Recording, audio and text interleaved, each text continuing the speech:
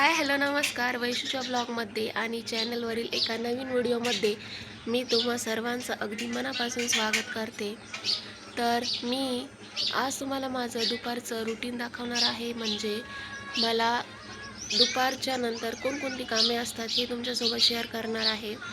तर चला शेवटपर्यंत माझ्यासोबत कंटिन्यू राहा. चॅनलवर नवीन असेल तर प्लीज माझ्या चॅनलला सबस्क्राईब करा, लाईक करा. तर ही आहे माझी मुलगी काव्यश्री. आत्ता झोपातून उठली, तिला जेव घालायचं होतं, तर सगळ्यात आधी तिचं जेवण बनवून तिला जेव घातलं. आणि दुपार म्हटल्यावर गरमागरम चहा तर लागतोच, त्यासाठी आधी दुपारी चहा बनवायला ठेवला.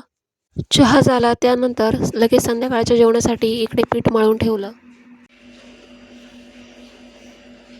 तुम्ही वैशाली तर आधी साडीमध्ये होते आणि अचानक ड्रेसमध्ये.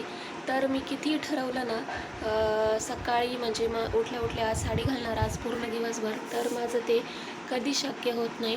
म्हणजे मला अगदी मनापासून वाटतं आज सकाळी मी मस्त साडी घालेल, असं करेल तसं करेल, पण मला साडीमध्ये अजिबात काम होत नाही. अगदी असं अडखळल्यासारखं होतं.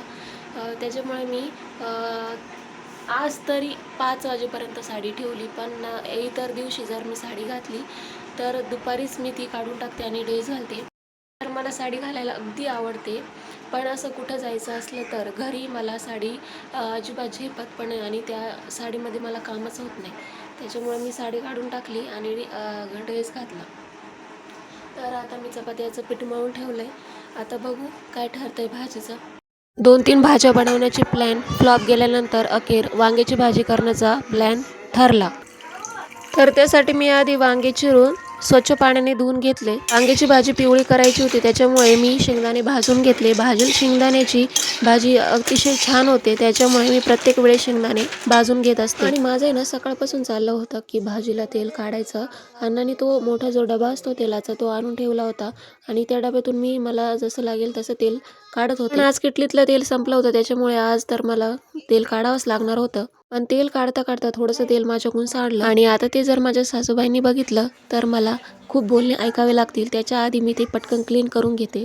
तसे तर माझ्या सासूबाई खूप प्रेमळ आहे बरं का, त्या काही बोलती नाही, पण थोडा का होईना धाक प्रत्येक सुनेला हा सासूचा असतोच. म्हणून त्या घरात येण्याच्या आत मी ते सांडलेलं तेल पटकन क्लीन करून घेतलं. आणि भाजीसाठी मी वांग्यांच्या 4 मधोमध फोडी केल्या व त्याच्यात मीठ भरले आणि कढईत परतायला टाकून 5 मिनटं झाकण ठेवून ते वाफेवर शिजायला ठेवलं. वांग्याच्या भाजीसाठी मी मिरच्या, धने, लसूण, शेंगदाणे, खोबरं हे मिक्सरमध्ये बारीक वाटून घेतलं. कढईत तेल टाकून त्यात जिरे, मोहरी आणि हळद टाकली. त्यानंतर जो वाटलेला मसाला होता तो त्याच्यात टाकला आणि तो मसाला पूर्ण तेल सोडूपर्यंत चमच्याने असा फिरून घेतला. प्रत्येक भाजीचा वाटलेला मसाला असतो तो जर असा तेलात परतून दिला ना तर भाजी खूप चविष्ट लागते. माझ्या सगळ्या भाज्यांची प्रोसेस जवळजवळ अशीच आहे. मी प्रत्येक मसाला तेलात असाच परतून घेते, त्याच्यामुळे भाजीची मस्त टेस्ट लागते.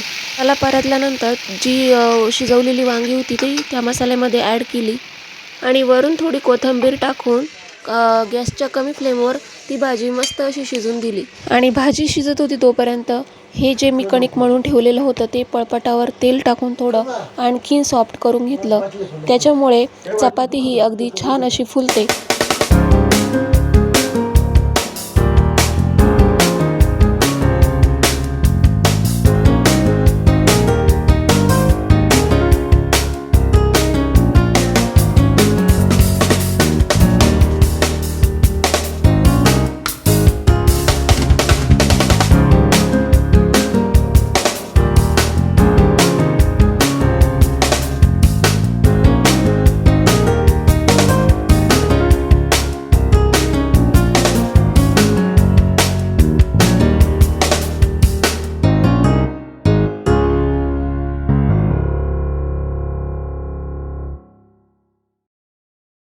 तर असं होतं माझं दुपार ते संध्याकाळपर्यंतचं रुटीन. तुम्हाला असेच माझे व्हिडिओ बघायचे असतील तर प्लीज चॅनलला सबस्क्राईब करा, लाईक करा. भेटूया पुढच्या ब्लॉगमध्ये.